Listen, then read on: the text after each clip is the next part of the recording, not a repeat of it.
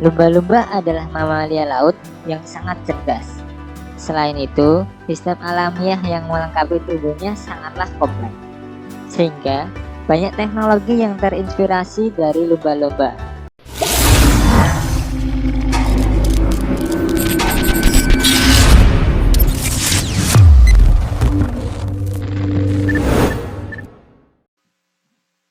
Halo sahabat, kita berjumpa lagi. Apa kabarnya? Saya harap kalian semua dalam keadaan baik-baik saja. Sahabat, pernah melihat lumba-lumba? Yup, lumba-lumba adalah mamalia laut yang sangat cerdas. Selain itu, sistem alamiah yang melengkapi tubuhnya sangatlah kompleks, sehingga banyak teknologi yang terinspirasi dari lumba-lumba. Salah satu contohnya adalah kulit lumba-lumba yang mampu memperkecil gesekan dengan air, sehingga lumba-lumba dapat berenang dengan sedikit hambatan air. Hal ini yang digunakan para perenang untuk merancang baju renang yang mirip kulit lumba-lumba. Lumba-lumba memiliki sebuah sistem yang digunakan untuk berkomunikasi dan menerima rangsang yang dinamakan sistem sonar. Sistem ini dapat menghindari benda-benda yang ada di depan lumba-lumba, sehingga terhindar dari benturan. Teknologi ini kemudian diterapkan dalam pembuatan radar kapal selam.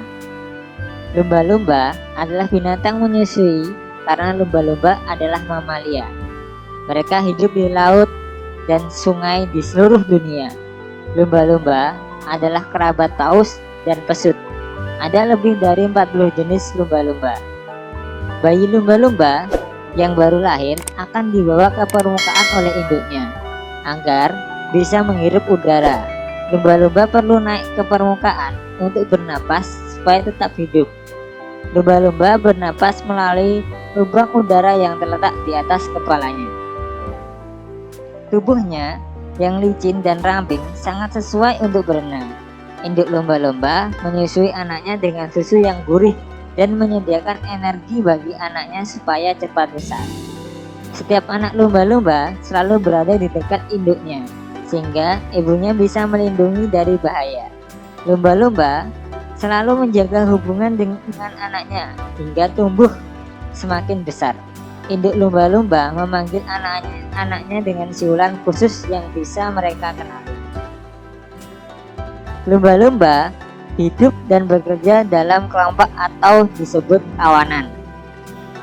Mereka sering bermain bersama. Seekor lumba-lumba bisa tidak tidur nyenyak di bawah air. Ia bisa tenggelam, oleh karena itu ia setengah tidur beberapa saat dalam sehari. Lumba-lumba makan cumi dan ikan seperti ikan mulet abu-abu. Kadang-kadang lumba-lumba menggiring kawanan ikan agar mudah ditangkap. Lumba-lumba mencari jalan dengan mengirimkan suara di dalam air. Jika suara itu mengenai suatu benda, suara itu akan dipantulkan kembali sebagai gema. Kadang-kadang suara gaduh di laut akibat pengeboran minyak dapat membingungkan lumba-lumba.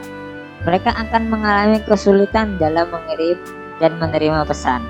Karena lumba-lumba dapat berkomunikasi, maka lumba-lumba disebut sebagai hewan paling cerdas melebihi bangsa. Manusia senantiasa tertarik dengan kisah lumba-lumba. Bangsa Romawi telah membuat gambar mozaik lumba-lumba sekitar 2000 tahun yang lalu. Sekarang, manusia senang berenang di laut bersama binatang yang pandai dan bersahabat seperti lumba-lumba. Lumba-lumba harus berhati-hati terhadap ikan hiu yang mungkin menyerang mereka sewaktu-waktu. Mereka melindungi diri dengan gigi-giginya. Kadang-kadang mereka menggunakan paruhnya sebagai pelantang.